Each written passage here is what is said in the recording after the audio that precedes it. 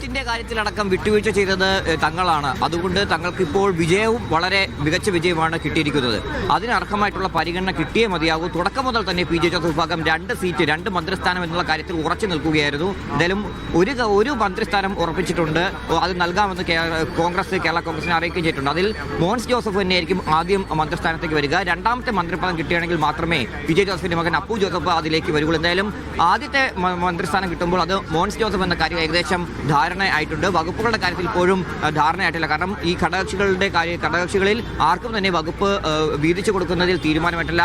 അതിന്റെ കാര്യം എന്തായാലും നാളെ രാവിലെ മാത്രമേ പൂർത്തിയാകൂ. ഇപ്പോൾ ഘടകകക്ഷികളിൽ കടുംപിടുത്തം പിടിക്കുന്നത് പി ജെ ജോസഫ് വിഭാഗം തന്നെയാണ്. പക്ഷേ അവർക്കത് അർഹതപ്പെട്ട സീറ്റാണെന്നുള്ള കാര്യം അവർ ഉറച്ചു പറയുന്നു. മറ്റുള്ളവർക്കൊക്കെ തന്നെ ഈ ഒരു മന്ത്രിസ്ഥാനം, അതായത് ഒരു MLA മാത്രമുള്ളവർക്ക് പോലും മന്ത്രിസ്ഥാനം കൊടുക്കുമ്പോൾ ഈ 7 MLA ഉള്ള തങ്ങൾക്ക് എന്തുകൊണ്ട് ഒരു സ്ഥാനം മാത്രം കൊടുക്കുന്നു എന്നുള്ള കാര്യമാണ് അവർ ഉന്നയിക്കുന്നത്. അതുകൊണ്ട് 2 സീറ്റ് എന്ന വാദം കൃത്യമായിട്ട് ഇവിടെ അറിയിച്ച ശേഷമാണ് കൂടുതൽ ചർച്ചകളിലേക്ക് പോകാതെ പി ജെ ജോസഫ് ഈ ചർച്ചയിൽ നിന്ന് മടങ്ങിയത്.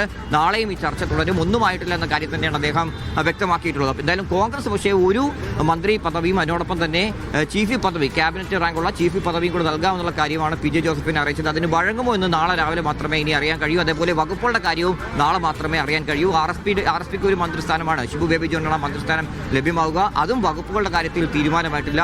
ഇനിയിപ്പോൾ ചർച്ച നടക്കുന്നത് മുസ്ലിം ലീഗുമായിട്ടാണ്. മുസ്ലിം ലീഗിനോട് ഈ പറയുന്ന പോലെ 4 മന്ത്രിസ്ഥാനം പിന്നെ വേറൊരു പദവിയും സ്പീക്കർ പദവി എങ്ങാനും നൽകി, അല്ലെങ്കിൽ ഡെപ്യൂട്ടി സ്പീക്കർ പദവി എങ്ങാനും നൽകി അവരുടെ ആവശ്യത്തിൽ നിന്ന് അവരെ താഴോട്ട് കൊണ്ടുപോകാൻ കോൺഗ്രസിന് കഴിയുമോ എന്നുള്ളതും ശ്രദ്ധേയമാണ്. പക്ഷേ 5 മന്ത്രിസ്ഥാനം വേണമെന്നുള്ളത് മുസ്ലിം ലീഗ് കൃത്യമായിട്ട് പറയുന്നുണ്ട്. 2011 അന്ന് 5 മന്ത്രിസ്ഥാനം ലഭ്യമായതാണ്.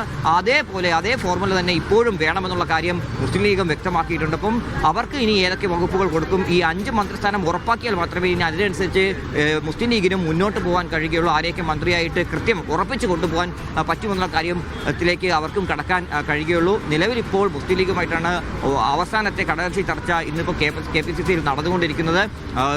മുഖ്യമന്ത്രി വി ഡി സതീശൻ, KPCC അധ്യക്ഷൻ സണ്ണി ജോസഫ്, അതേപോലെ AICC general secretary Deepadas Munshi എന്നിവരുമായിട്ടാണ് ഈ ചർച്ചകൾ നടന്നുകൊണ്ടിരിക്കുന്നത്. ഇന്നുകൊണ്ട് എന്തായാലും ചർച്ച പൂർത്തിയാവുന്നില്ല. കാരണം പലരും അതിർത്തിയിൽ വിടന്നു പോകുന്നത് നമ്മൾ കണ്ടതാണ്. അപ്പോൾ ഇന്നുകൊണ്ട് ചർച്ച പൂർത്തിയായാലും പക്ഷേ നാളെ തന്നെ ചർച്ച പൂർത്തിയാക്കി വൈകുന്നേരത്തോടു കൂടിയെങ്കിലും ഗവർണർക്ക് മന്ത്രിമാരുടെ ലിസ്റ്റ് കൈമാറാൻ തന്നെയാണ് കോൺഗ്രസിന്റെ നീക്കം ഇപ്പോൾ നടക്കുന്നത്. അതിന് മുന്നേ വേണ്ട പരിഹാരമെല്ലാം നടത്തേണ്ടതുണ്ട്. അതിൽ തന്നെ കോൺഗ്രസിനുള്ളിലെ ചരടുവലികളും പൂർത്തിയാക്കേണ്ടതുണ്ട്. ഓരോരുത്തർക്കും ഇഷ്ടപ്പെട്ട MLA മാർക്ക് മന്ത്രി പദവി കൊടുക്കണമെന്നുള്ള വാശി ഒരു വശത്ത് നടക്കുമ്പോൾ ആർക്കൊക്കെ ഇനി ബാക്കിയുള്ള 7-ൽ നിന്ന് ബാക്കിയുള്ള സീറ്റുകളിലേക്ക് ആർക്കൊക്കെ മന്ത്രി പദവി കിട്ടുമെന്നുള്ളതാണ് തുടർന്ന് അറിയേണ്ട പ്രധാനപ്പെട്ട കാര്യം. മഹേഷ്, അതാണ് ഏറ്റവും പ്രധാനപ്പെട്ട വാർത്ത. മന്ത്രിസഭാ രൂപീകരണവുമായി ബന്ധപ്പെട്ട് ഘടകകക്ഷികളുമായുള്ള ചർച്ച തിരുവനന്തപുരത്ത് പുരോഗമിക്കുകയാണ്.